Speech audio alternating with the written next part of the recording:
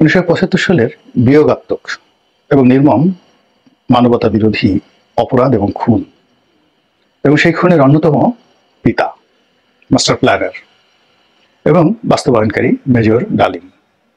2024 সনের এই অস্থির বাংলায় তাকে নিয়ে একদল মানুষ উল্লাস প্রকাশ করছে এবং একজন খুনিকে নেতা বানানোর জন্য, একজন খুনিকে পূজনীয়, সম্মানীয় নায়ক বানানোর জন্য বহু মানুষ সংঘবদ্ধভাবে পর্দার আড়ালে এবং পর্দার আড়ালের বাইরে রঙ্গমঞ্চে, নাট্যমঞ্চে তারা নৃত্য করছে।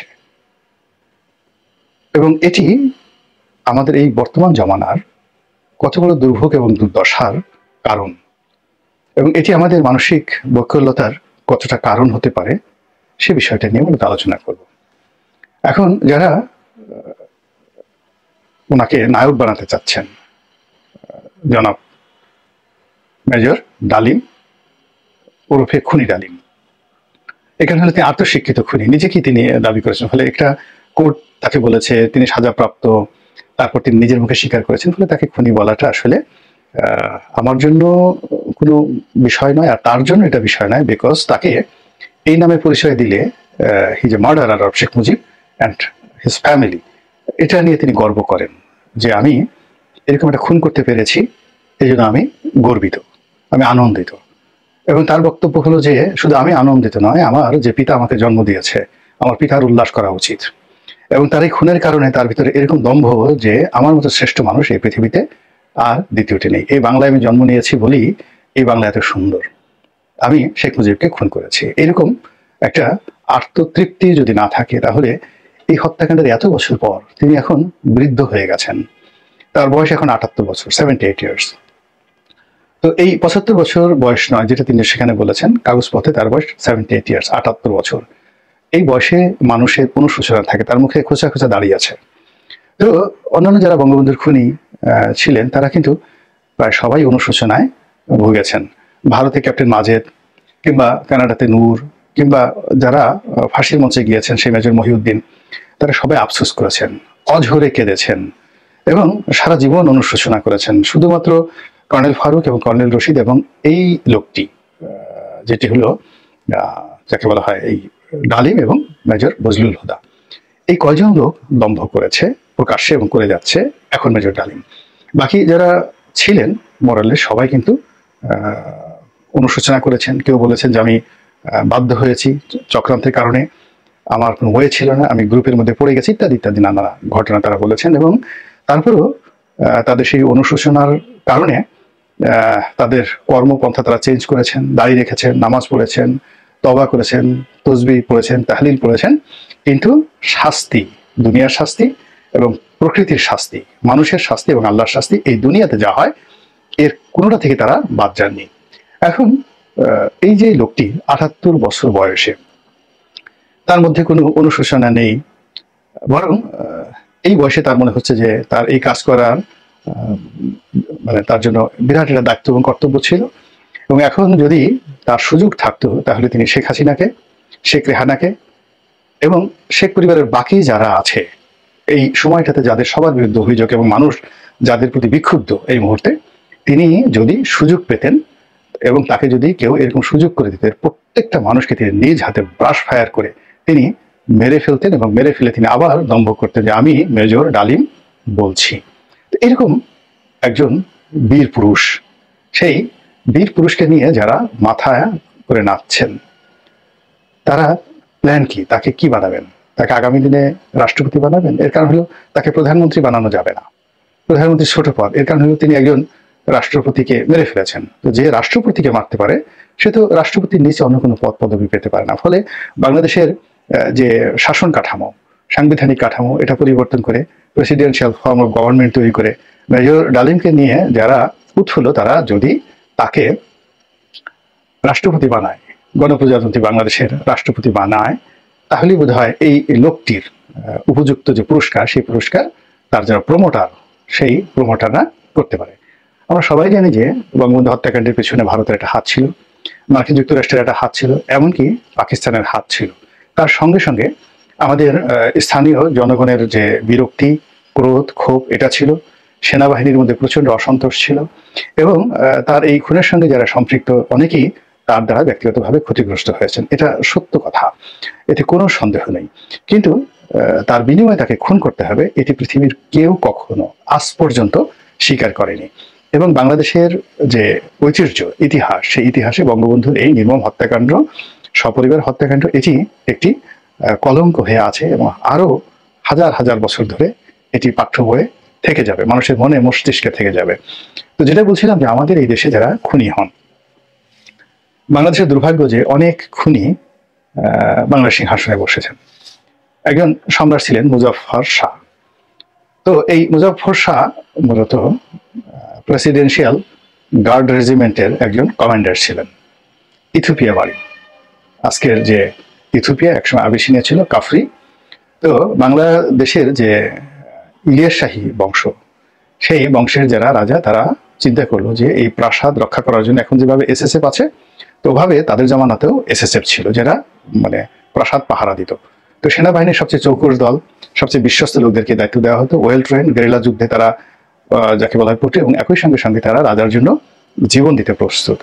তো এই কাজ করার জন্য সারা দুনিয়াতেই এরকম যাদের রক্ত ভালো, বংশ ভালো, এরকম লোকদেরকে নেওয়া হয়। যেমন নেপালের গুর্খা, এই সম্প্রদায়টি এতটা বিশ্বস্ত এবং এতটা যোদ্ধা যে এখনো পর্যন্ত ব্রিটিশ রয়্যাল আর্মিতে যে রানী বা রাজার যে গার্ড রেজিমেন্ট রয়েছে, সেখানে গুর্খা সৈন্যদের সেখানে সসম্মানে নিয়োগ দেওয়া হয় এরকম। তো ওই সময়টিতে সবাই এরকম বিশ্বস্ত জাতিগোষ্ঠীকে খুঁজতেও প্রাসাদে নিয়োগ দেওয়ার জন্য সারা দুনিয়াতে। তো বাংলার ইলিয়াস শাহী বংশ তারা করলো কি, ইথিওপিয়া থেকে এরকম একটা প্ল্যানের নাম শুনলো এবং সেখান থেকে আনলো, এবং সেই বাহিনীর প্রধান ছিলেন মুজাফফর শাহ। তো এই বাংলার আবহাওয়া এত খারাপ যে ইথিওপিয়ার মতো দেশে যাদের সুনাম সুখ্যাতি ছিল হাজার বছরে, যে যারা বেইমানি করে না, মুনাফিকি করে না, কিন্তু এই বাংলার আলো বাতাস পাওয়ার সঙ্গে সঙ্গে এই লোকগুলো বেইমান হয়ে গেল, মুনাফিক হয়ে গেল, বিশ্বাসঘাতক হয়ে গেল, এবং যে রাজা তাদেরকে আনলেন তাকে রক্ষা করার জন্য, সেই রাজাকে সে মেরে সে সিংহাসনে বসে গেল।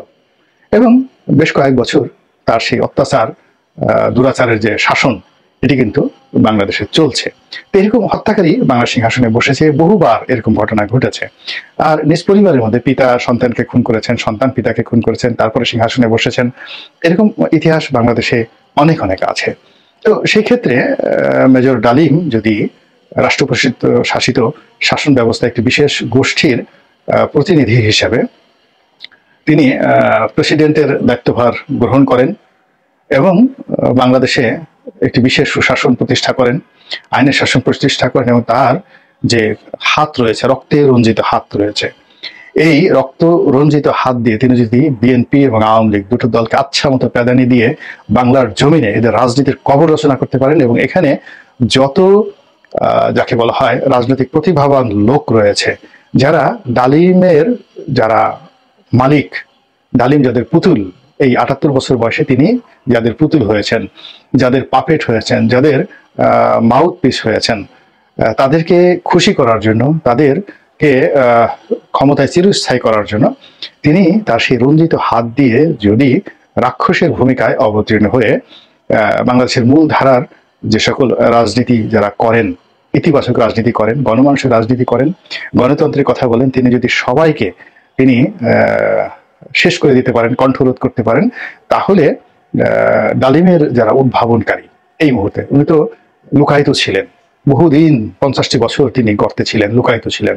তো তাকে কষ্ট করে খুঁজে বের করা, তাকে রাজি করা, এবং তার পেছনে তো টাকাও দিতে হয়েছে। এর কারণ হলো এই লোক বিদেশে কোনো তার কাজ নাই, কর্ম নাই, চাকরি নাই, বাকরি নাই, তো তাকে তো সংসার চালাতে হয়। তো তিনি যে বেঁচে আছেন এটা তো কারো না কারো দয়াতে তিনি বেঁচে আছেন। তো এই অবস্থাতে এতগুলো তিনি যে একটা ঝুঁকি নিয়েছেন, সেই ঝুঁকির পেছনে নিঃসন্দেহে একটা বিশাল বিনিয়োগ আছে। সেই বিনিয়োগ শত কোটি টাকাও হতে পারে, অস্বাভাবিক কিছু নয়। এখন সেটা দেশি চক্র হতে পারে, বিদেশি চক্র হতে পারে, ভারত হতে পারে, আমেরিকা হতে পারে, বাংলাদেশ হতে পারে, পাকিস্তান হতে পারে, এনিথিং, কিন্তু ডাজ নট ম্যাটার। আমার বক্তব্যটা হলো যে যারা তাকে নামিয়েছেন তারা যদি এই জায়গাতেই শেষ করে দেন, উনি একটা বক্তব্য দিলেন, একটু হাওয়া বাতাস দিলেন, চলে গেলেন, তাহলে এটা হয় না। এই ভদ্রলোকের প্রতি অন্যায় করা হবে, অবিচার করা হবে। এত বড় একজন মানুষ যিনি এত একটা যুগান্তকারী হত্যাকাণ্ড তিনি ঘটিয়েছেন এবং 50টি বছর ধরে তার সেই যে হত্যা করার যে গৌরব, সেই গৌরব তিনি বহন করে বেড়াচ্ছেন। বুক ফুলিয়ে তিনি সিনা উঁচু করে তিনি এখনো বলছেন, আমি বেঁচে আছি শেখ হাসিনাকে মারার জন্য, আমি বেঁচে আছি অন্যান্য যারা আমার সাথে বিরোধিতা করেছে, বেইমানি করেছে তাদেরকে মারার জন্য। এরকম দুঃসাহসী সুপুরুষ বাংলাদেশে অন্য কেউ নেই। এমনকি কর্নেল ফারুক, কর্নেল রশিদ, তারাও হাউমাউ করে কেঁদেছেন। কিন্তু সেখানে তিনি এই সময়টাতে সাহস করে এসেছেন বা তাকে আনা হয়েছে যারা এনেছেন তারাও তো যথেষ্ট সাহসের পরিচয় দিয়েছেন।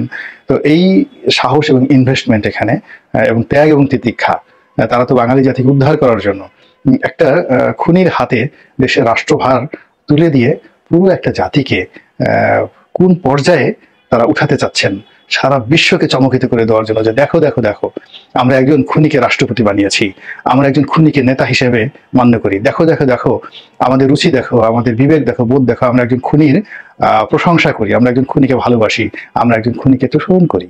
তো কাজেই তারা যদি এই লোকটিকে একজন রাষ্ট্রনায়ক রূপে ভোট দিয়ে হোক, সিল পিটিয়ে হোক, জোর করে হোক, যেভাবে হোক রাষ্ট্র ক্ষমতায় বসিয়ে ওই যে বঙ্গভবন, জনাব চুপ্পু সাহেব যেখানে বসে আছেন তাকে বাদ দিয়ে ওখানে বসিয়ে সেখানে যদি জিয়াউর রহমান সাহেবের সাথে বড় কোনো রাষ্ট্রনায়ক সেখানে তারা পয়দা করতে পারেন এই লোকের মাধ্যমে, তাহলেই হয়তো তাদের এই যে কষ্ট, কত কষ্ট তারা করেছেন, কত টাকা এই সময় দেখেন, এমনি বাংলাদেশে কত অভাব, যদি মেজর ডালিমকে এই সময়ের জন্য একটা টাকাও দেওয়া হয়ে থাকে তাহলে সেই টাকাটা অনেক কষ্ট করে আয় করতে হয়েছে না? তো এই কাজ যারা করেছেন অবশ্যই তাদের সফলতা তাদের দেখানো উচিত এবং বাংলার মানুষকে একেবারে চোখে আঙুল দিয়ে দেখিয়ে দেওয়া উচিত তারা আসলে কি করতে চান এবং কি করতে পারেন। আল্লাহ আমাদের সবাইকে হেদায়েত দান করুন।